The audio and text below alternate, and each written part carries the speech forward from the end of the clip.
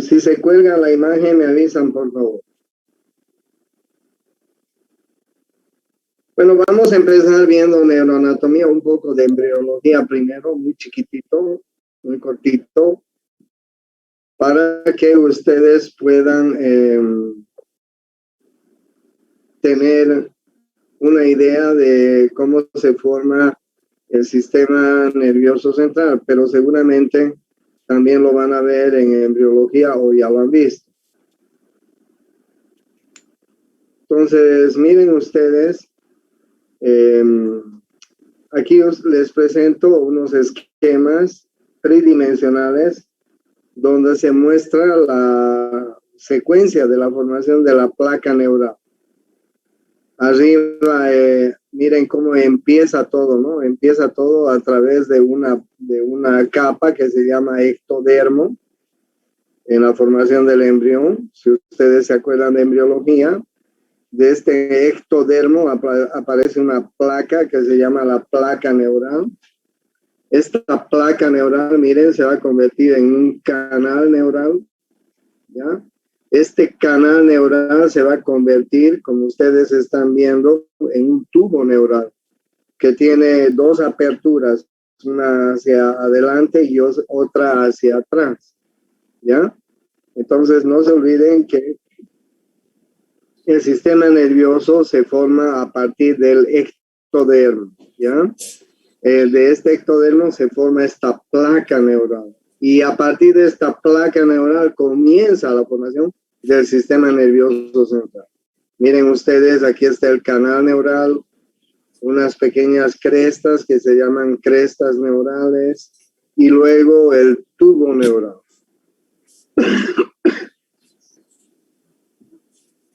Ay, ay, ay. Apaguen sus micrófonos. Bien, en esta figura les estoy mostrando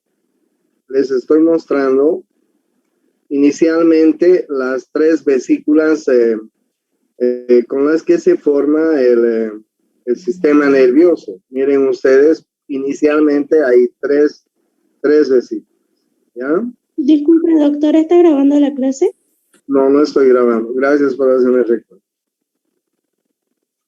Recording in progress. Ahora sí. Bueno, les decía, miren, inicialmente hay tres vesículas. Una se llama el prosencéfalo, otro se llama el mesencéfalo y otro se llama el romboencéfalo. Inicialmente son esas tres vesículas. Y a partir de esas tres vesículas se van a formar otras tantas que van a ir formando el sistema nervioso central. Miren ustedes, inicialmente son prosencéfalo, mesencéfalo y romboencéfalo. Doctor, Y después estas... se colgó la imagen, si es que no soy solo yo. ¿Se colgó? Sigue en lo de la placa Ah, neural. Sigue ok. en la primera. Ya. Está bien. Ahora pueden ver. Sigue.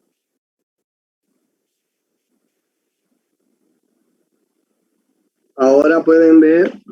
Sí, ahora sí, doctor. Ahora sí. Bueno, les decía que inicialmente hay tres vesículas. Una se llama prosencéfalo, otra se llama mesencéfalo y otra se llama romboencéfalo. ¿Ya? Y a partir de estas tres vesículas se forman otras 5 vesículas. Miren ustedes.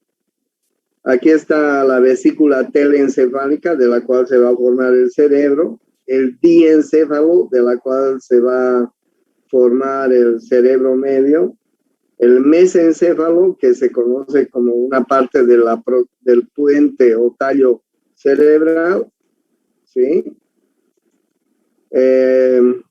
Y después el metencéfalo. Del metencéfalo se forma bulbo, protuberancia y cerebelo. ¿Ya? Entonces, ahí ustedes pueden ver primero las 3 vesículas, prosencéfalo, mesencéfalo y romboencéfalo, y después las otras 5, el telencéfalo, el diencéfalo, el mesencéfalo, el metencéfalo y el mielencéfalo. ¿Ok? A partir de estas 5 vesículas que les estoy, y bueno, y luego la médula espinal. A partir de estas 5 vesículas que les estoy mostrando, que derivan de estas 3, se van a formar lo que conocemos con el nombre de encéfalo, ¿no? Es decir, cerebro, cerebro medio, tallo cerebral, cerebelo, etc. Bueno. Bien, aquí entonces ustedes tienen inicialmente las vesículas y ahí ven cómo va formándose el sistema nervioso central a medida que pasan las semanas de formación de un embrión en el útero materno. ¿Ok?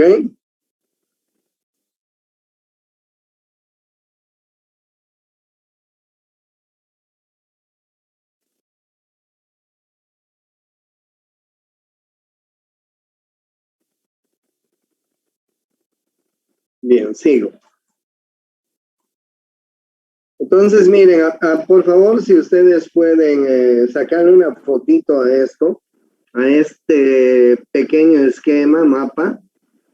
Miren ustedes, inicialmente a partir del ectodermo, que es una de las capas del embrión, se forma el tubo neural. Y a partir del tubo neural se van a formar 3 vesículas: el prosencéfalo, el mesencéfalo y el romboencéfalo. Y a partir de estas se van a formar otras vesículas: el telencéfalo, el diencéfalo, el mesencéfalo y el romboencéfalo. Y miren ustedes cómo a partir de estas se van formando, van terminando de formarse las formaciones, valga la redundancia, del encéfalo. Por ejemplo, a partir del telencéfalo se va a formar la corteza cerebral, el cerebro y los ganglios basales. A partir del prosencéfalo se va a formar el diencéfalo, que es muy importante, o cerebro medio también, donde vamos a encontrar el tálamo, el epitálamo, el subtálamo, el hipotálamo, ¿no? Estos son núcleos de la base, así se los conoce, muy importantes en el desarrollo del sistema nervioso central, en la constitución del sistema nervioso central. Luego tenemos el mesencéfalo. El mesencéfalo continúa siendo el mesencéfalo, que es parte del tallo cerebral. No se olviden, el tallo cerebral está formado por mesencéfalo, protuberancia y bulbo raquídeo, ¿ya? Entonces, a partir de esta vesícula se forma el mesencéfalo y a partir del romboencéfalo se forma la protuberancia, el bulbo raquídeo y el cerebelo, ¿ok? Entonces, de esta manera se van formando el sistema nervioso central. Ahí ustedes tienen, miren, una microfotografía de un embrión de pollo, donde ustedes pueden ver las vesículas iniciales y primero hay 3 vesículas, el encéfalo, mesencéfalo, romboencéfalo, luego hay 5 vesículas y luego se van formando parte las partes que constituyen el sistema nervioso central, ¿no?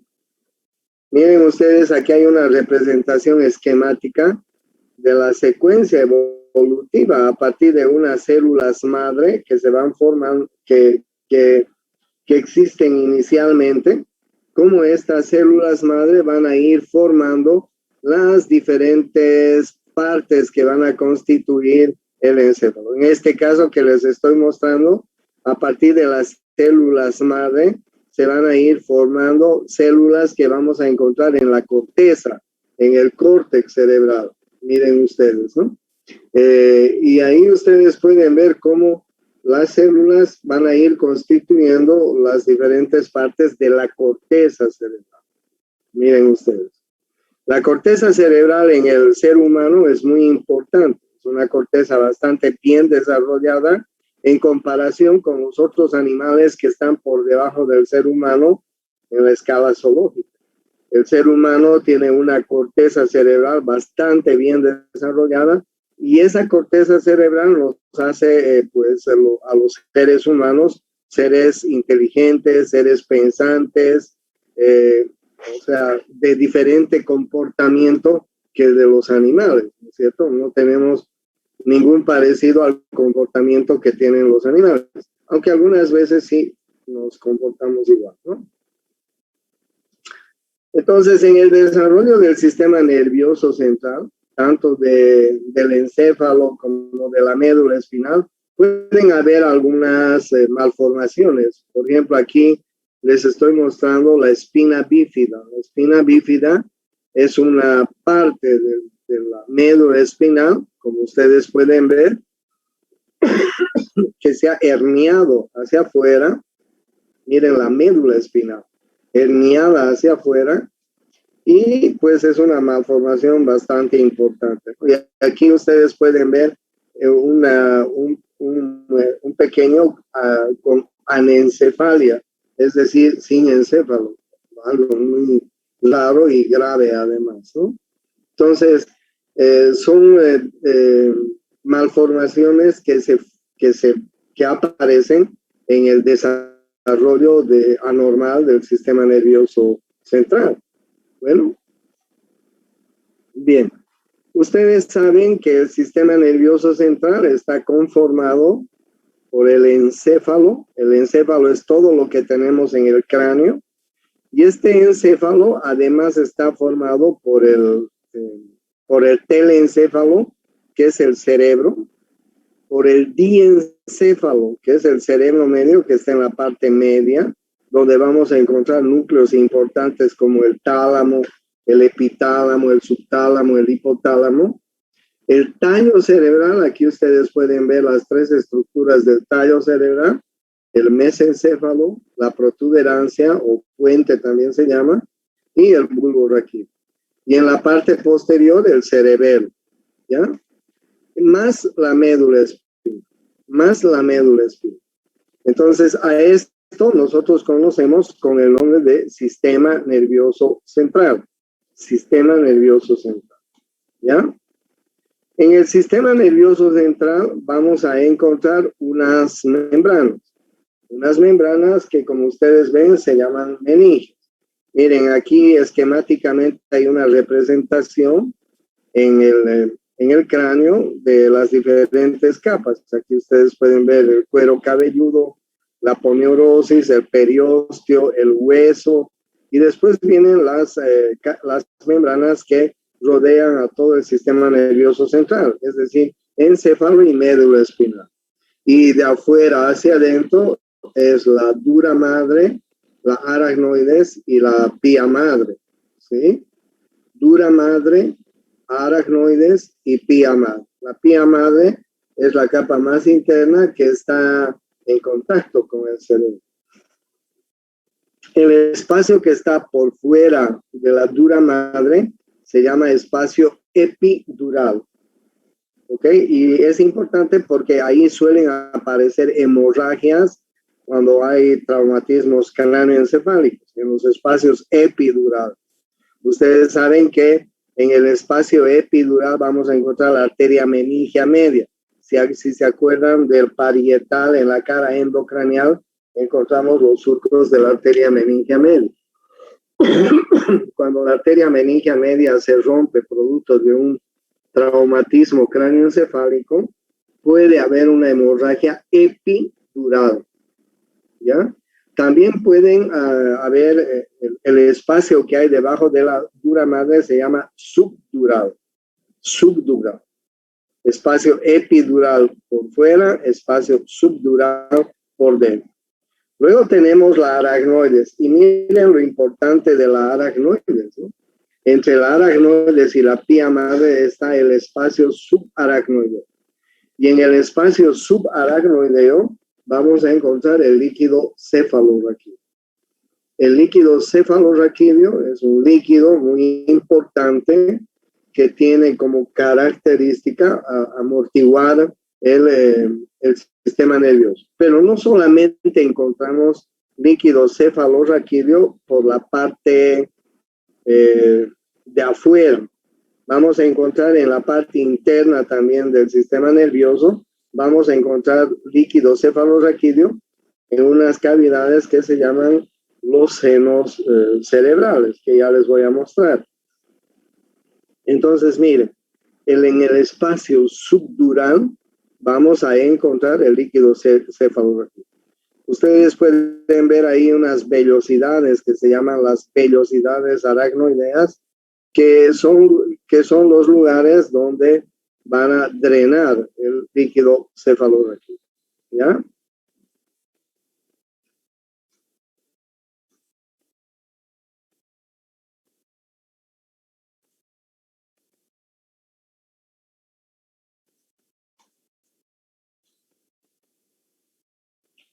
¿Están viendo todos esta figura? Sí, doctor. Vamos a ir viendo entonces, dando la introducción, vamos a ir viendo los componentes celulares, ¿no? Entonces, aquí ustedes están viendo el sistema nervioso central. Es decir, el encéfalo, que es la parte que tenemos dentro del cráneo, y la médula espinal. ¿Ya? Eso se llama sistema nervioso central. Bueno, el sistema nervioso periférico, ustedes ya conocen, está formado por los 12 pares de nervios craneales que salen del tallo cerebral y por los 31 pares de nervios periféricos que salen de la médula espinal. Entonces, acá más o menos podemos ver el sistema nervioso central y el sistema nervioso periférico. Bueno, la unidad anatómica y funcional del sistema nervioso es la neurona. Y como ustedes saben, la neurona es una célula como cualquier otra, pero tiene ciertas características, ¿no? Ustedes pueden ver que tiene unas prolongaciones cortas que se llaman las dendritas y tiene una prolongación larga que se llama el axón. Obviamente que como es una célula común y corriente como el resto de las células, esta neurona tiene citoplasma, tiene núcleo, tiene organelos citoplasmáticos importantes y entonces la neurona dentro de sus funciones tiene como característica transmitir impulsos, ¿no es cierto? Transmitir impulsos. Las dendritas transmiten los impulsos hacia adentro de la neurona, hacia el núcleo, es decir, en forma centrípeta, Y los impulsos salen desde el interior de la neurona hacia el axón en forma centrífuga, ¿ok? Los impulsos entonces son transmitidos a través de las dendritas en forma centrípeta y a través de los axones en forma centrífuga. O sea, salen los impulsos por los axones. Y estos axones, como ustedes ven, están envueltos por una pequeña vaina que se llama la vaina de Mielin. La vaina de Mielin. Ahí ustedes pueden ver en un corte real que se ha hecho del sistema nervioso cómo se notan algunas neuronas importantes que aparecen con una coloración un poco oscura, ¿no es cierto? Debido a unos pigmentos que tienen el interior que ya les voy a mostrar. Miren ustedes cómo es el sistema nervioso central. Cuando hablamos del encéfalo, en la parte externa vamos a encontrar la sustancia gris, como ustedes están viendo, sustancia gris, y en la parte del medio de los ganglios también sustancia gris. Pero miren al medio de la sustancia gris, vamos a encontrar sustancia blanca, ¿ok? Sustancia blanca. Sustancia gris en la periferia en la periferia, en la corteza cerebral y en los núcleos de la base. ¿Ok? Y sustancia blanca entre medio de eso. ¿Qué significa sustancia gris y qué significa sustancia blanca? Antes de seguir hablando. Miren, la sustancia gris está conformada por cuerpos neuronales. Por cuerpos neuronales. Aquí ustedes están viendo la sustancia gris. Y la sustancia blanca está conformada por axones. ¿Ok? Ahora bien, ¿por qué hay cuerpos neuronales en la periferia, en la corteza y en los ganglios de la base? Porque ahí vamos a concentrar los cuerpos neuronales, los cuerpos de las neuronas. Miren ustedes cómo los cuerpos de las neuronas se van a aglomerar en la corteza cerebral y en los núcleos de la base. ¿Por qué? Porque es ahí donde se va a procesar la información. En las neuronas, en las células, en el cuerpo de las neuronas, se procesa la información nerviosa. ¿Sí? ¿Y por qué es gris? ¿Por qué es gris? Porque en su interior, estas células, estas neuronas, tienen unos gránulos que se llaman los gránulos de Nissl, ¿ya? Estos pequeños gránulos de Nissl, no sé si hay en la figura, no hay en la figura. Estos pequeños gránulos de Nissl, cuando se les colorea, aparecen teñidos de color gris. Se llaman así, miren, los gránulos de Nissl. Se los estoy escribiendo. Los gránulos de Nissl, que son propios de los cuerpos neuronales. Estos gránulos son pequeños gránulos que hay en el cuerpo de la neurona, se tiñen de color gris. Y por eso que cuando nosotros vemos en un corte el sistema nervioso, lo vamos a ver de color gris, la parte de la corteza cerebral y de los núcleos de la base. ¿Ok? Entonces ustedes ya saben por qué se llama sustancia gris. Ahora, como ustedes imaginarán, todos estos cuerpos neuronales tienen unos axones. Todos los cuerpos neuronales tienen axones, o sea, tienen dendritas y tienen axones, ¿ya? Ahora bien, estos axones están envueltos por una membrana, por una vaina, que se llama la vaina de mielina. Ok, imagínense los axones son filamentos muy parecidos a los filamentos de la corriente eléctrica. Si ustedes pelan un cable eléctrico, cualquier cable eléctrico, ustedes lo pelan, ustedes van a ver que ese cable eléctrico, imagínense que ese cable eléctrico es un nervio, ustedes van a ver, si lo pelan, van a ver que en su interior hay numerosos filamentos, ¿no es cierto? Esos filamentos que hay en el cable eléctrico son los axones que hay en un nervio. ¿Entienden? Con la salvedad de que nuestros axones están envueltos por una vaina que se llama vaina de mielina. Y esa vaina de mielina, cuando se la tiñe, es de color blanco. Por eso es que cuando nosotros apreciamos la sustancia gris y la sustancia blanca, tenemos que referirnos que en las zonas donde hay sustancia blanca, como ustedes están viendo, son los axones de los cuerpos neuronales que vamos a encontrar en la corteza cerebral y en los ganglios en los núcleos de la base. ¿Ok? Entonces, miren, cuando hablamos del encéfalo, la sustancia gris está formando parte de la corteza cerebral y de los núcleos de la base. La corteza cerebral, es decir, es muy importante en el ser humano. 5 a 7 milímetros de espesor de la corteza cerebral en los seres humanos. Dicen que el animal más inteligente después del ser humano no había sido el mono, había sido el elefante. El elefante llega a tener hasta 3 milímetros de corteza cerebral. Y casi igualito tienen los primates. ¿Ok?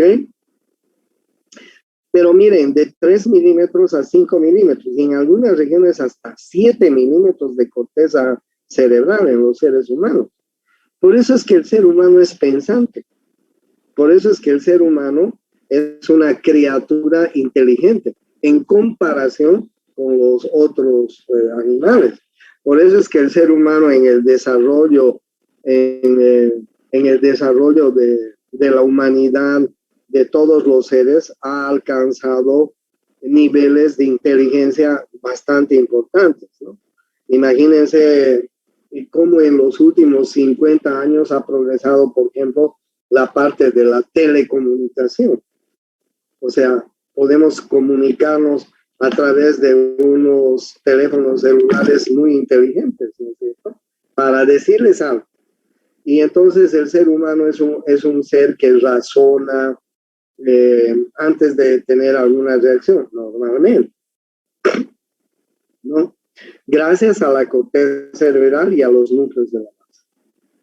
Y la sustancia blanca está formada por axones que son los que están transmitiendo los impulsos nerviosos, ¿ya? Y han formado esta sustancia blanca porque están envueltos por una vaina de mielina. La vaina de mielina es de color blanco. En cambio, la corteza cerebral está formada por los núcleos o por los cuerpos celulares, y estos cuerpos celulares tienen a los corpúsculos de Nissl, así se llama.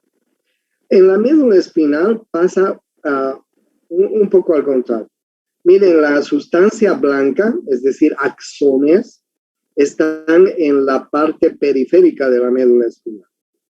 Y la sustancia gris está en la parte interna de la médula espinal.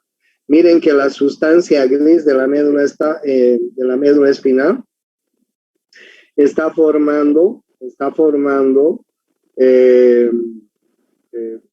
claramente estas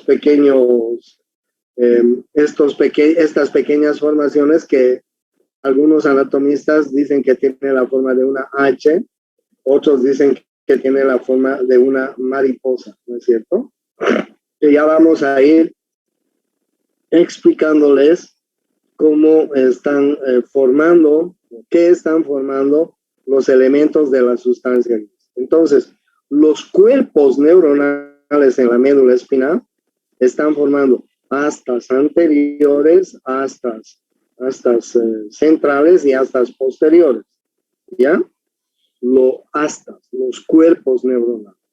Y sus axones están formando cordones anteriores, cordones laterales, cordones posteriores, y estos cordones están formados por axones que están envueltos en su vaina de mielina.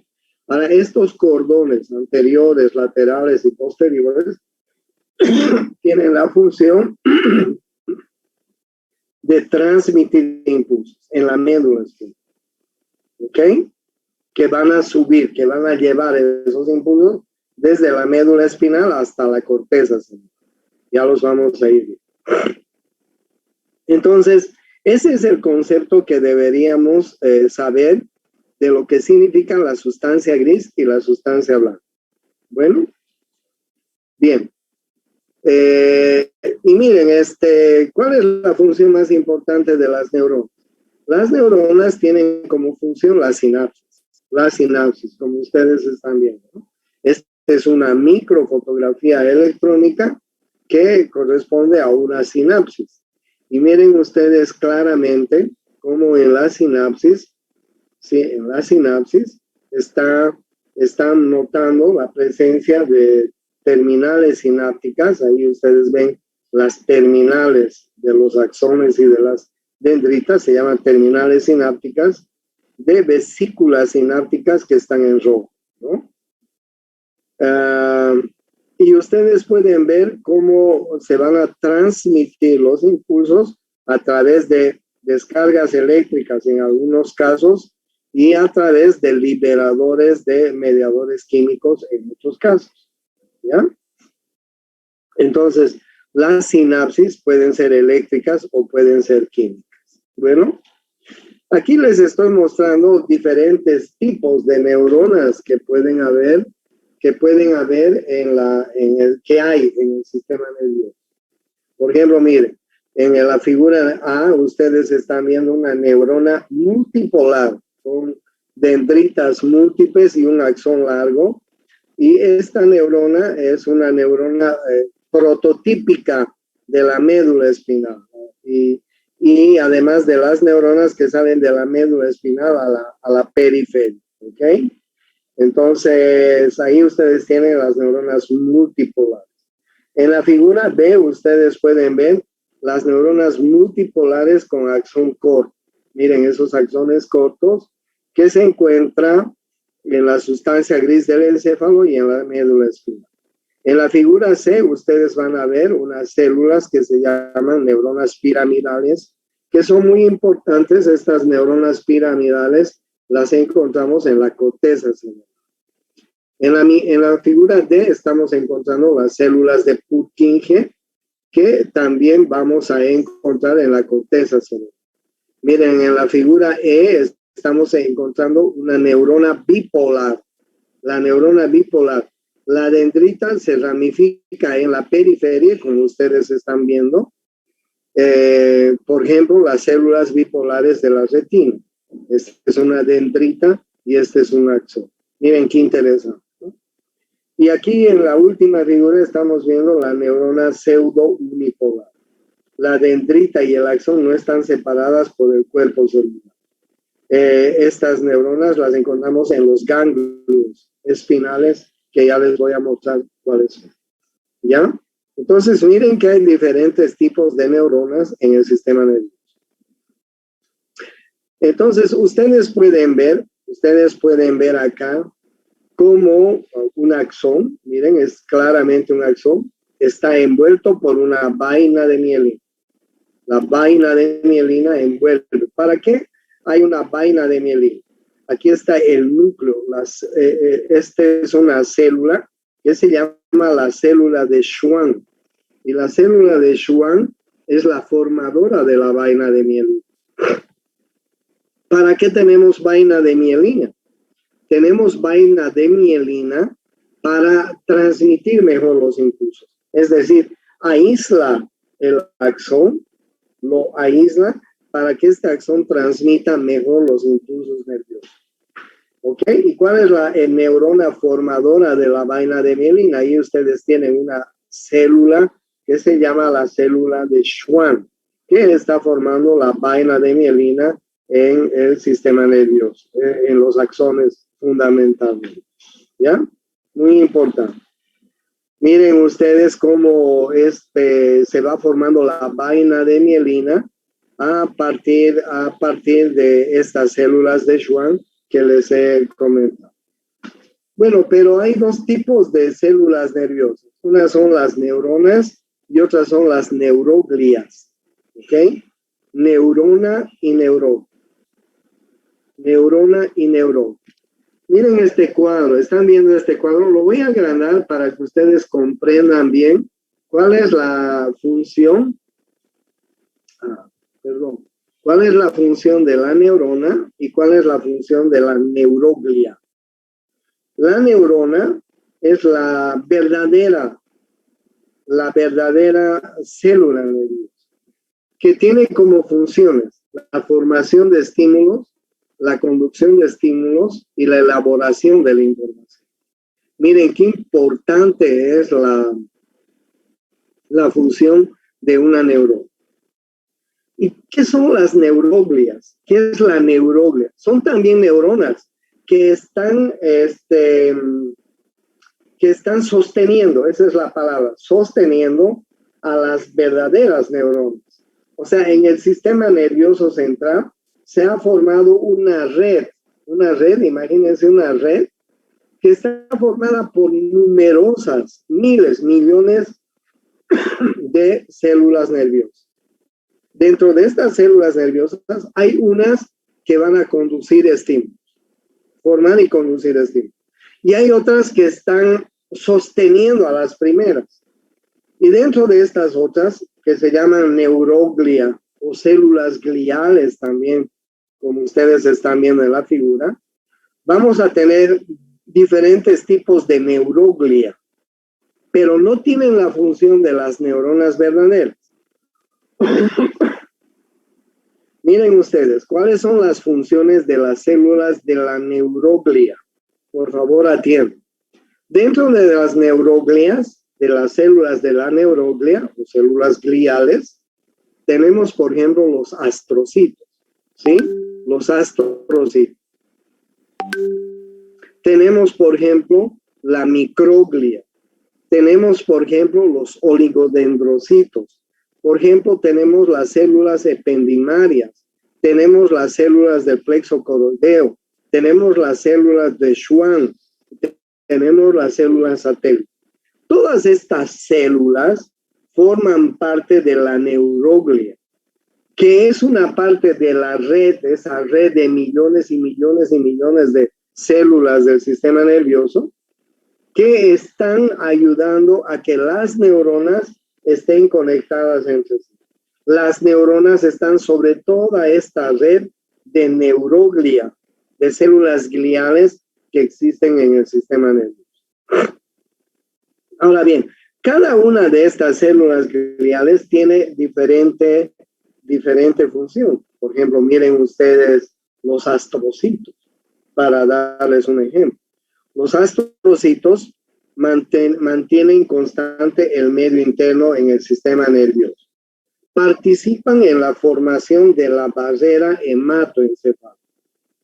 Por ejemplo, miren, si ustedes tienen que dar un antibiótico, para darles un ejemplo, o un medicamento que quieran que tenga efecto en el sistema nervioso, tienen que, en primer lugar, saber si ese medicamento va a atravesar la barrera hematoencefálica. Es decir, va a llegar a las neuronas, va a llegar a las células del sistema nervioso. Si el medicamento tiene la posibilidad de atravesar la barrera hematoencefálica, denle ese medicamento. En el caso de, por ejemplo, una meningitis, una infección del sistema nervioso, ustedes quieren dar un antibiótico para ayudar a que se cure ese paciente. Lo primero que tienen que saber del antibiótico es si atraviesa o no la barrera hematoencefálica. ¿Ok? La barrera hematoencefálica, como dice su nombre, es una barrera entre la sangre y el encéfalo. Y esta barrera hematoencefálica está formada por los astrocitos. Pero además de eso, los astrocitos son células que intervienen en la sinapsis, en las fagocitosis de la sinapsis muerta. O sea, son un tipo policías. Cicatrización en el sistema nervioso central. Tras un infarto cerebral, por ejemplo, quedan muchas células muertas, muchas células del sistema nervioso central muertas. Entonces, ¿quién va a fagocitar y quién va a ayudar en la cicatrización? Los astrocitos. La microglia, miren ustedes la microglia. La microglia, que es parte de la neuroglia o células gliales, tiene como función células especializadas en la fagocitosis y en la elaboración de antígenos, ¿ok? Que nos van a ayudar en el sistema autoinmune de nuestro cuerpo. Los oligodendrocitos, por ejemplo. Los oligodendrocitos forman la vaina de mielina en el sistema nervioso central. Las células ependimarias revisten las cavidades del sistema nervioso central. Dentro del sistema nervioso central hay unas cavidades que ya les voy a estar mostrando, y estas cavidades están revestidas en sus paredes por estas células que se llaman epéndimas. Células del plexo coroideo, las cuales secretan el líquido cefalorraquídeo. Miren qué importante, las células del plexo coroideo. Células de Schwann también forman la vaina de mielina. Células satélites son células de Schwann modificadas, envuelven el cuerpo celular de las neuronas en los ganglios del sistema nervioso periférico. Entonces, bien, no se olviden que en el sistema nervioso hay una red una intensa red formada de células nerviosas. La mayoría de estas células nerviosas forman parte de la neuroglia o células gliales. Y esta neuroglia o células gliales están sosteniendo, sirven de sostén a las verdaderas neuronas. Y las verdaderas neuronas son las que forman estímulos, transmiten estímulos, elaboran. ¿Ok? Entonces tengan en cuenta que en el sistema nervioso central vamos a encontrar dos tipos de células nerviosas, ¿ya? Por ejemplo, miren, aquí ustedes ven neuronas reales, verdaderas. Y entre las neuronas ustedes están viendo células de la neuroglia. Están viendo astrocitos, están viendo oligodendrocitos que están ayudando a formar vaina de mielina, etcétera, ¿no? Miren ustedes, están viendo, ahí ustedes tienen astrocitos, oligodendrocitos, células de la microglia, en fin, que vamos a encontrar como parte del sistema nervioso. Entonces, para que quede claro, el sistema nervioso está formado por neuronas verdaderas y por células de la neuroglia, que ya les he mostrado. Este cuadro es muy importante para que ustedes tengan la idea clara de las células que conforman la neuroglia, que también se llaman células gliales. ¿Ok? Bien, miren, la microglia o neuroglia en enfermedades neurodegenerativas. Miren, entre las funciones que desempeña la microglia se encuentra la liberación de factores citotóxicos, cuyo objetivo es destruir agentes infecciosos y neuronas infectadas. Este mecanismo defensivo de la microglia tiene la contrapartida de que en algunas enfermedades degenerativas, como en el Alzheimer, el potencial citotóxico de la microglia es más intenso, ¿ya? Pero en lugar de ejercer un efecto beneficioso, contribuye a incrementar la destrucción de células que son normales, ¿entienden? Por eso es que en la enfermedad de Alzheimer nosotros tenemos pérdida de la memoria a corto plazo, de la memoria a largo plazo, y pues porque las células de la microglia no solamente comienzan a barrer y a destruir las células inservibles, sino también las células servibles, las células que sirven. Tuve una experiencia personal. Mi señor padre, murió de un Alzheimer. Ustedes no se imaginan la desgracia que es esa enfermedad. Los últimos días de su vida,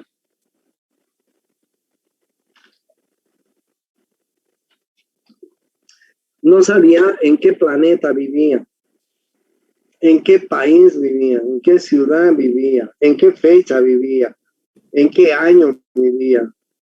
No reconocía a nadie en mi casa, a nadie más que a mí, ¿me entienden? Y pues se convirtió en una plantita, ¿no? Que solamente había que regarle de vez en cuando, darle comidita, limpiarle como una verdadera criatura, ¿no? Entonces, es una enfermedad desgraciada. Miren la microglia, cómo puede contribuir en enfermedades neurodegenerativas. Miren, enfermedades desmielinizantes. La lesión de la mielina interfiere en la conducción nerviosa y es la base de diversas enfermedades degenerativas del sistema nervioso denominadas desmielinizantes. Una de ellas es la esclerosis lateral amiotrófica y la esclerosis múltiple. Por favor, les pido que ubiquen en el internet qué es la esclerosis lateral amiotrófica y la esclerosis múltiple. Son enfermedades desmielinizantes degenerativas, pero desgraciadas. Desgraciado.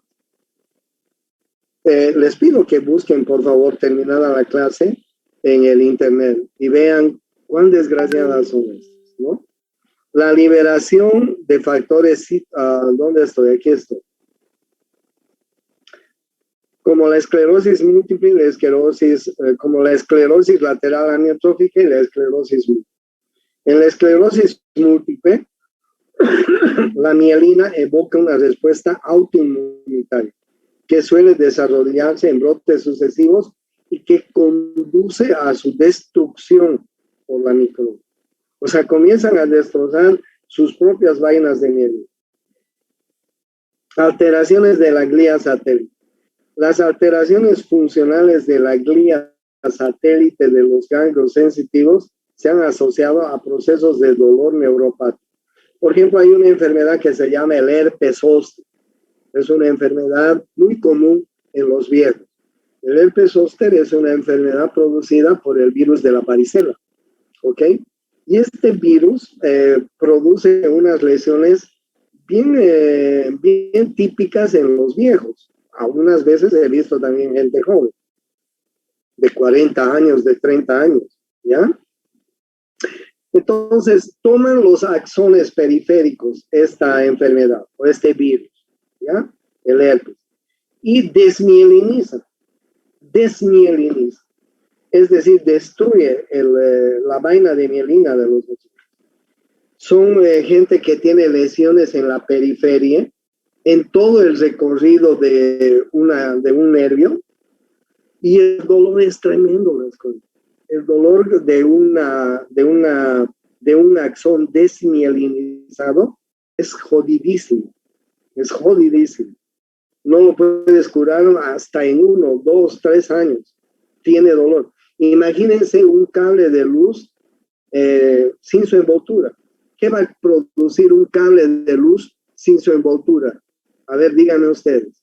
¿Qué va a producir? Imagínate que hay un cable de luz sin envoltura en nuestra casa. ¿Qué va a producir ese cable de luz? ¿Cortocircuito? Exactamente. Va a producir un cortocircuito, ¿no es cierto? Y probablemente se queme la casa. Y de la misma manera, hay alteraciones importantes del sistema de la neuroglia que conducen a enfermedades degenerativas que son muy importantes. ¿Ok?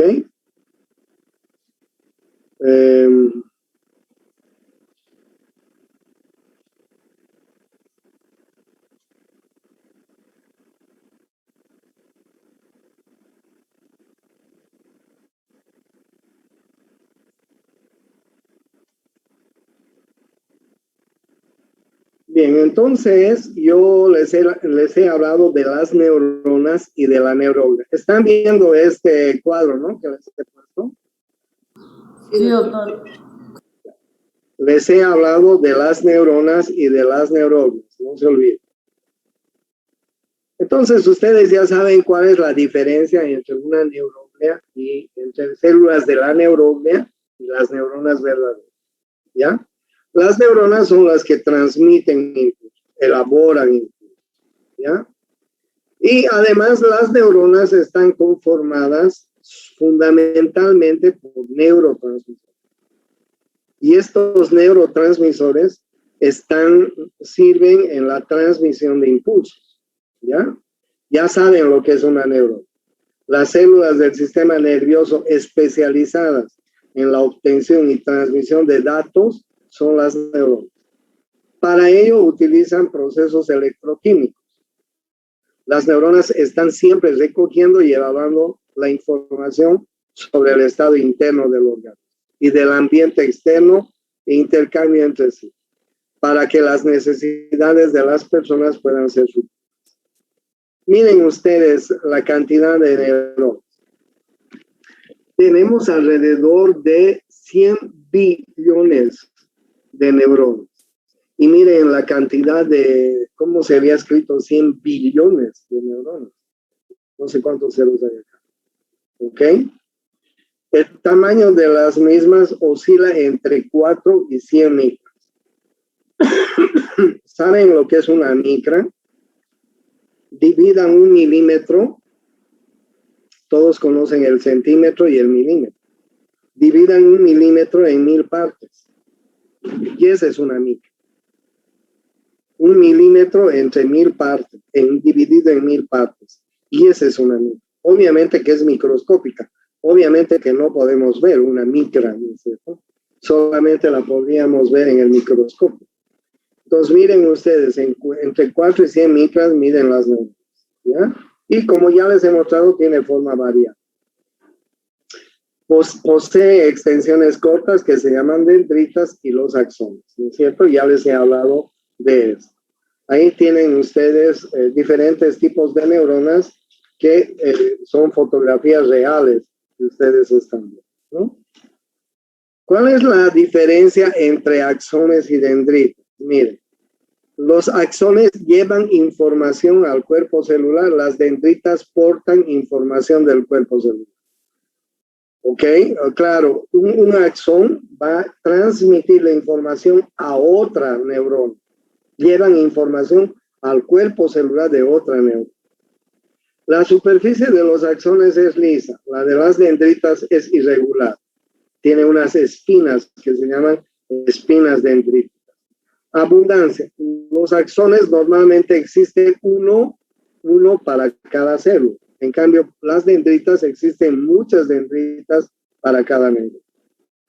La cobertura. Los axones están recubiertos en su mayoría por mielina y los axones, las dendritas no.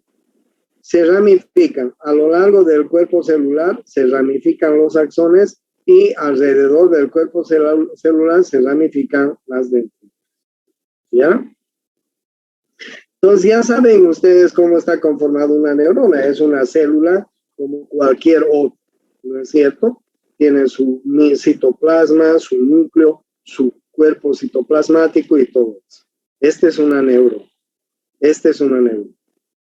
Bueno, ya saben, tiene núcleo, ribosomas, cuerpos de Nis, aparato de Golgi, mitocondrias y todo lo típico que tiene una neurona.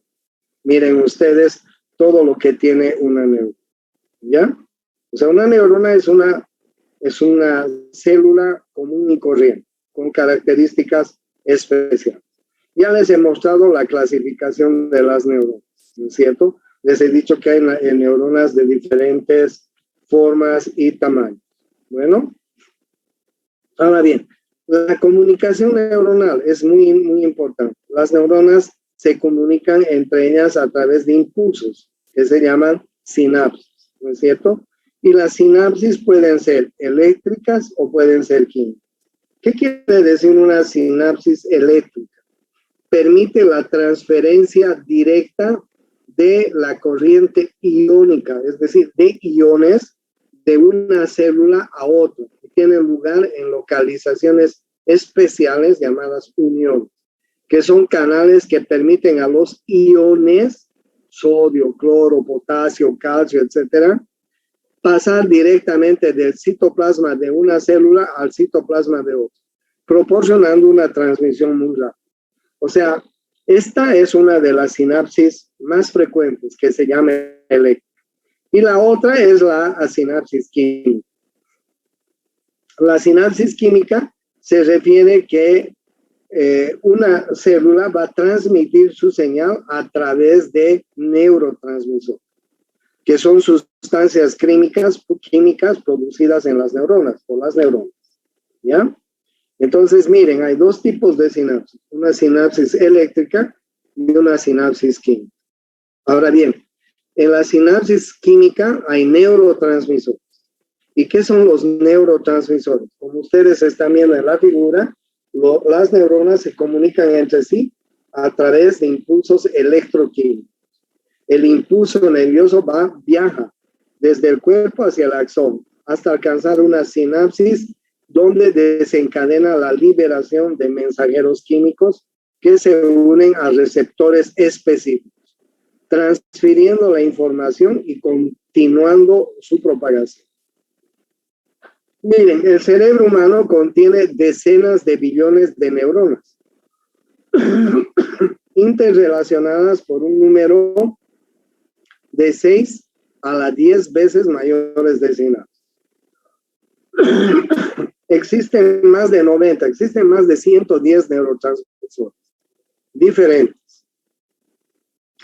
Los neurotransmisores más comunes son la acetilcolina. ¿Se acuerdan el acetilcolina neurotransmisor de qué sistema nervioso es? ¿Quién se acuerda? Parasimpático. Muy bien. Y la noradrenalina es un neurotransmisor de qué sistema? Simpático, junto con la adrenalina. Sí. Por eso es que el sistema nervioso parasimpático se llama también sistema nervioso colinérgico. Por eso es que también el sistema nervioso simpático se llama sistema nervioso adrenérgico. El parasimpático se llama colinérgico por la acetilcolina. El simpático se llama adrenérgico por la adrenalina. ¿Entienden? Por la adrenalina. Entonces, miren ustedes que son importantes. Hay otros, la dopamina, químicamente semejante a la noradrenalina y a la L2, droga usada en el tratamiento de la dolencia del Parkinson. La dopamina afecta de sobremanera al movimiento muscular, al crecimiento, a la recuperación de los tejidos y al funcionamiento del sistema inmunológico, además de estimular la liberación de hormonas de crecimiento para la época. La dopamina tiene un papel excepcionalmente importante en la parte superior del sistema nervioso central. Las neuronas dopaminérgicas pueden dividirse en 3 grupos, ¿sí? Con diferentes funciones reguladores de los movimientos, reguladores del comportamiento emocional y reguladores de las funciones relacionadas con la corteza frontal, tales como cognición, comportamiento y pensamiento. ¿Se dan cuenta la importancia de la dopamina? Como ustedes están viendo, la dopamina cumple 3 papeles importantes, según estén dependiendo de las neuronas que liberan a esta dopamina. Y ustedes pueden ver que pueden comportarse en 3 diferentes grupos, ¿sí? Son reguladores de los movimientos, son reguladores del comportamiento emocional y son reguladores de funciones como la cognición, la memoria, el comportamiento, el aprendizaje y el pensamiento abstracto, así como aspectos emocionales, especialmente relacionados con el estrés. Oye, qué importante la dopamina, ¿no? Y la serotonina, peor todavía, ¿no? La serotonina es peor todavía. Neurotransmisor encontrado en altas concentraciones de plaquetas sanguíneas en el tracto intestinal y en ciertas regiones del cerebro. Tiene una función importante en ciertas regiones del cerebro. Tiene una función importante en la coagulación sanguínea, en la contracción cardíaca, en el desencadenamiento del sueño, además de ejercer funciones antidepresivas. Si ustedes han oído alguna vez hablar de los bipolares es gente que tiene momentos de euforia en la vida. En una semana pueden estar muy eufóricos, muy felices, en fin, creerse dioses, supermanes, en fin. Y la otra semana están con una depresión total. Están para el suicidio, quieren suicidarse, no se entiende.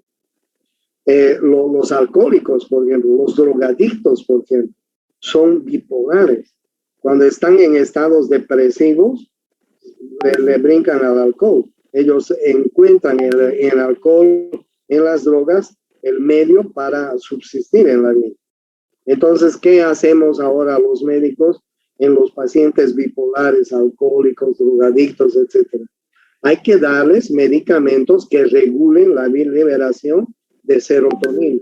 La serotonina es uno de los más importantes liberadores químicos, mediadores químicos, que actúan en el estado emocional de las personas, ¿sí? Cuando ustedes, los chicos sobre todo, las ven a sus cortejas de mala leche, mierda, no están regulando bien la serotonina. Es muy común, ¿no? Hay días que las chicas están miércoles, ni para acercarse. No se acerquen porque no están liberando bien serotonina. Y no les contradigan, no les discutan nada porque vamos a perder. Entonces la serotonina es muy importante, así como la dopamina es muy importante, así como la adrenalina, así como la noradrenalina, así como la acetilcolina, como el GABA, el glutamato, etcétera, son importantes, ¿no? Miren, el L-glutamato representa la principal vía del ácido gamma-aminobutírico. Existen altas concentraciones en todo el sistema nervioso central, ejerciendo funciones de excitación e inhibición de las neuronas. ¿Ya? Los bajos niveles de L-glutamato implican una disminución del rendimiento, tanto físico como mental. El GABA es el ácido gamma-aminobutírico, ¿ya? Uno de los transmisores más investigados. Tiene una acción predominante inhibitoria sobre el sistema nervioso central y ejerce un papel importante en los procesos de relajación, sedación y del sueño. Los relajantes ansiolíticos del grupo de las diazepinas, Valium, Librium, etcétera, se unen a los receptores tipo GABA para efectuar su acción sedante. El GABA, el ácido gamma-aminobutírico, está disponible como suplemento alimentario. ¿Qué les parece? Y los científicos han descubierto como 115 más o menos mediadores químicos hasta ahora. Cada uno más importante que el otro. No conocemos las funciones de todos. Conocemos las funciones de los más importantes. Entonces ahí tienen ustedes los neurotransmisores más importantes.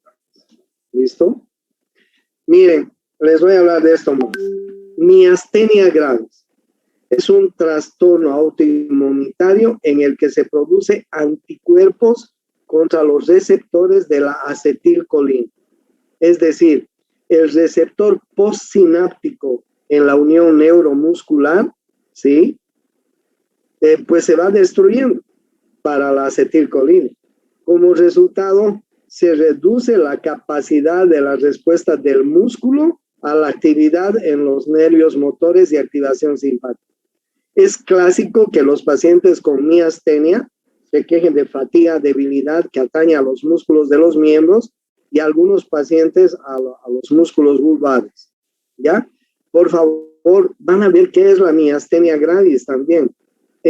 Vayan desasnándose, vayan viendo lo que es estas diferentes enfermedades de las cuales les estoy hablando para que ustedes tengan un concepto claro del sistema nervioso, para que ustedes sepan por qué es importante aprender el sistema nervioso.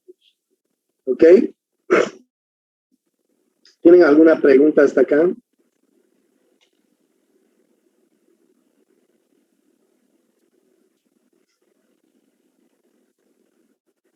No sé qué harán. Esos exámenes estoy corrigiendo los miércoles. Un desastre, un fracaso total. ¿Qué harán? Bueno, nos vemos mañana. Mañana jueves tenemos clases, ¿ok? Hasta luego, doctor. Chao, chao. Hasta luego, doctor. Hasta luego, doctor. Record